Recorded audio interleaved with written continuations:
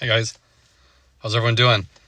So today I want to address a easy fix for a problem that affects a ton of vehicles as they age.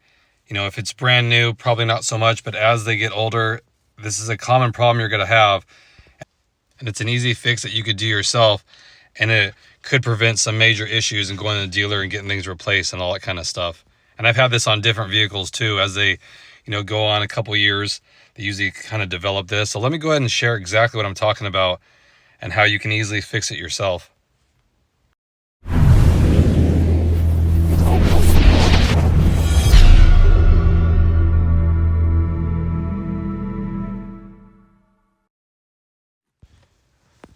So it has to do with the operation of the windows here. So as a car ages, the window slides up in this channel here, and there's a rubber sill on both sides of it. Now that rubber sill will get dry, and then as you try to roll your window down, you'll hear sometimes a pop because it's gripping the window because the sill's really dry. So it's an easy fix, and a lot of people will take it to the dealer because their window's not operating smoothly, but it's something that you can do yourself, and it's a good preventative measure to take. As far as when you detail your car, most people forget about that and putting anything on it really. So as it dries, it'll kind of grip the window. So when you try to roll it down, it'll hold on to it tighter than it should because it's not really flexible. And you'll get that kind of rough opening. And it has nothing to do with the motor. It just has to do with the rubber sill being dry. So here, I'm in the back of my car here, and this window has developed that.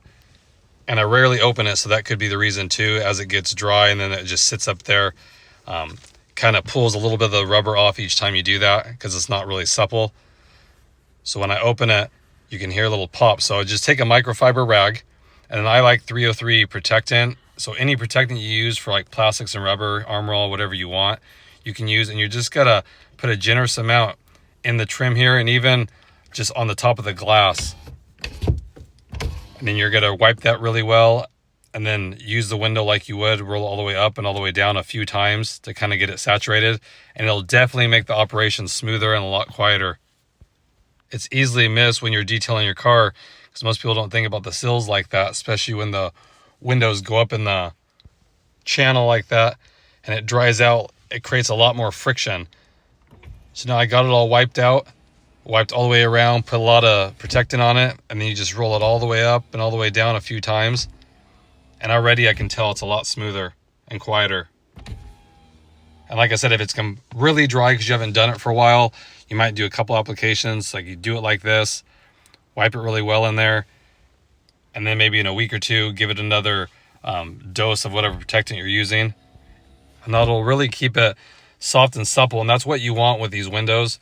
Anything that when the sills dry out, it'll get really rough and it'll grip really well. And that'll make it so it's not that smooth operation.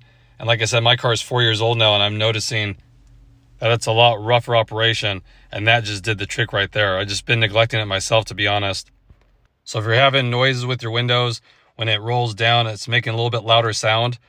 More than likely, it's just the rubber sill is a little stiffer. So give that a shot. Like I said, you can use anything that you really like to use on your plastics and rubber. I love 303. It's a non-drying formula, so that's what I use. But you can use really anything that keeps it soft and supple, silicone spray, and it really help. So a good trick is do it a couple times a year at all your windows, and that way it won't dry out and it'll help preserve the life of the sill itself, and that'll make it last a lot longer and having issues with rain seeping in and all that kind of stuff and noises. So again, I want to share it with you guys if you weren't aware of that. Hope everyone's having a good day out there, staying safe. I appreciate it, and I'll catch you guys in the next video. Thanks again, everybody.